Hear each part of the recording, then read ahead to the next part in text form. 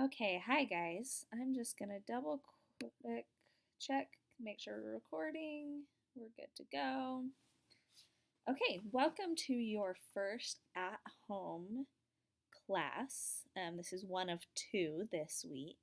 So, the goal of this video is to just kind of go hand in hand with the um, Google form that you're going to be filling out, the assignment sheet, everything like that.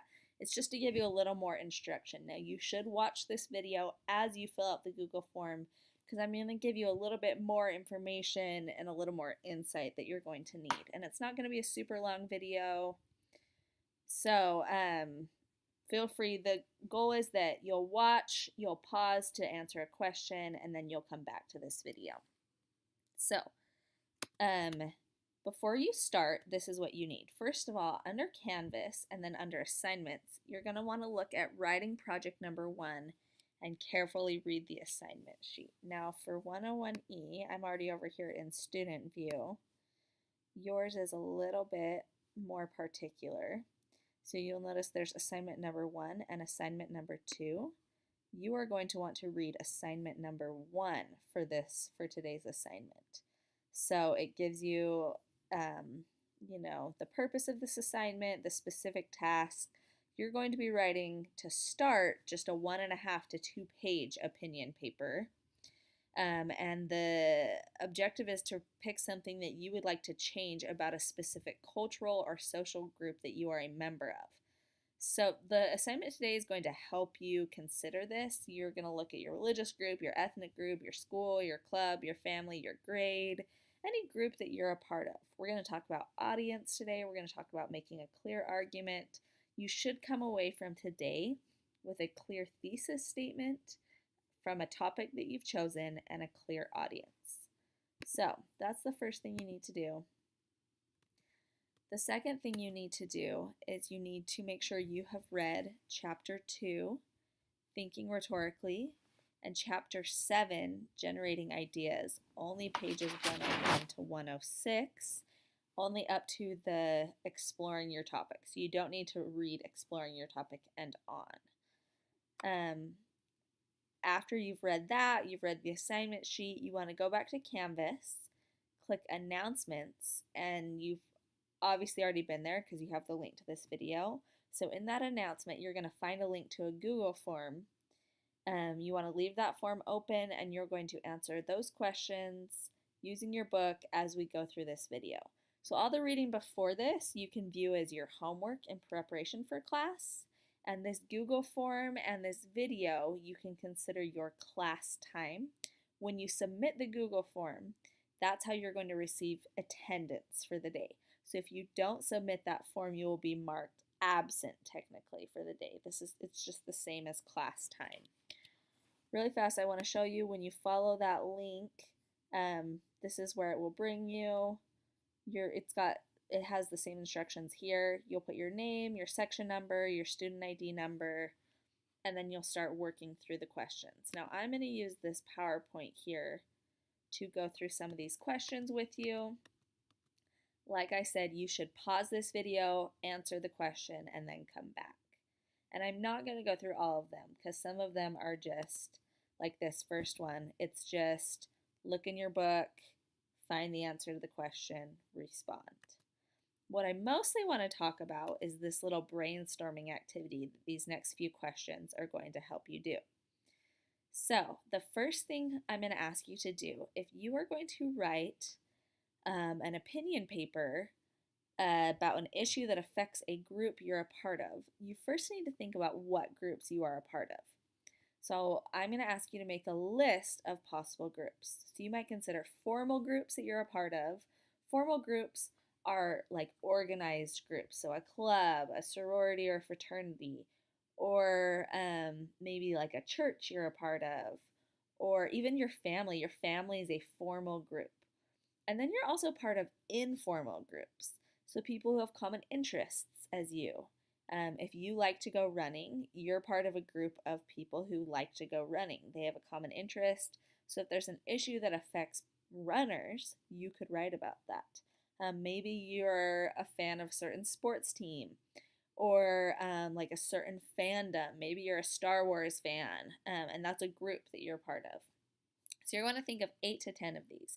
I gave you some examples here of maybe what I might put on my group. So go ahead, pause the video, go write your list, come back. Okay, so now the next thing I'm going to ask you to do is write about a problem or an issue that each of these groups you wrote down faces. So I used a really simple example. I listed that I was a Las Vegas resident. That was a group that I'm a part of. And one issue I see is that there's not enough indoor activities, especially for families during the summertime when it's really hot. There's not enough things to do inside. So I would write that out to the side. If you are talking about how you're a UNLV student, you might make a list of issues that affect students here on campus, problems that you see for students. Something is too expensive, they don't have a certain resource here on campus. Now you want to be careful. You don't want to pick issues that are something everyone, even outside of the group, would agree with. You're looking for issues that there is some debate on. So UNLV students, you might think, okay, there's not enough parking here on campus. And that's true, and that's a problem, but it's not really something that very many people are going to disagree with. Even administration might agree with that. And so it might be a difficult topic to choose for this specific paper. Try and look for something that maybe there's people outside your group or even within your group who would disagree with what you said. You want room for change. So I'll let you pause, go do that, come back. Now, from that list of issues, you're going to want to select one that really stands out to you as something you would like to write a paper on. You want to ask yourself, what do I feel strongly about? What do I think I have a lot to say about? Pick that issue and write it below. Now, the next few questions are just going to ask you to consider your audience and your purpose. So you're going to reread that section, consider your audience and purpose, and then you're going to think about who is my audience. Now, the thing you need to know with an audience is there's oftentimes 2 routes you can take. One, you have an audience of people who agree with you but maybe aren't taking action yet. So if I'm going back to my example, there's Las Vegas residents who agree with me, but they're not doing anything to make a change to have more indoor activities here.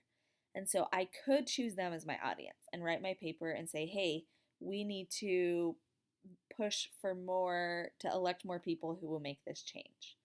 Now, the other group is the people who can actually make the change. They're outside of your group, but they're the decision makers in your issue. That would be lawmakers in my case. You get to decide who you want to write your paper to and who you want to argue to. And a good question to ask yourself is, who do I have the most to say to? And who do I think can make the most change? That's who you want to pick as your audience. Now, this is the most important part. I'm going to ask you to write a thesis statement.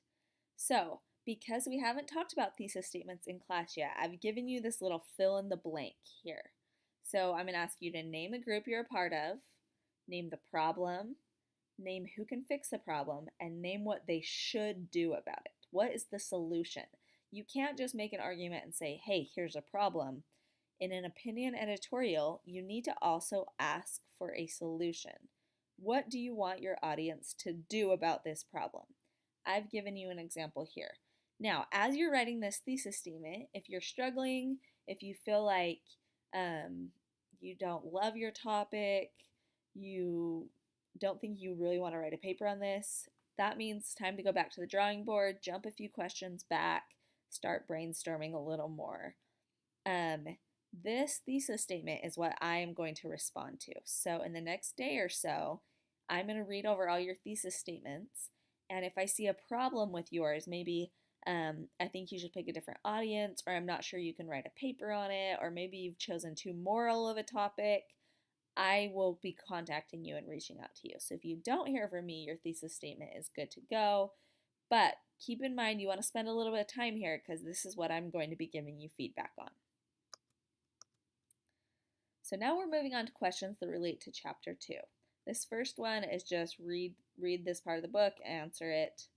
Now these last 3 questions are going to ask you to really think through your relationship with your audience. Who is your audience? Do you feel good about them? If at any point you have questions or concerns that come up, go back, revisit your thesis, see if you want to change what you're writing about or who you're writing to, who your audience is.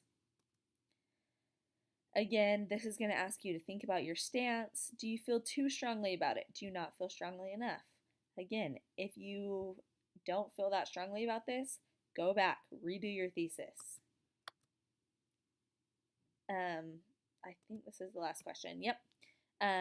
Again, just asking you to think about the larger context of your thesis statement. Now, it might be annoying after you've already written a thesis statement to want to go back and change it, but I promise if you spend the extra 10 minutes now to have a topic you actually like and care about, writing the paper is going to go so much faster and so much smoother. So I highly recommend making sure you really feel good about the topic you've picked today.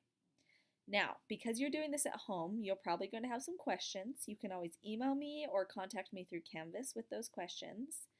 I'll be looking over your thesis, and if you're, not quite sure about this assignment, do it the best you can, get it in, and then when we get back to class, we'll be working through a lot of these things and a lot of this process again together. So contact me if you have any questions, and hope you guys are having a good day.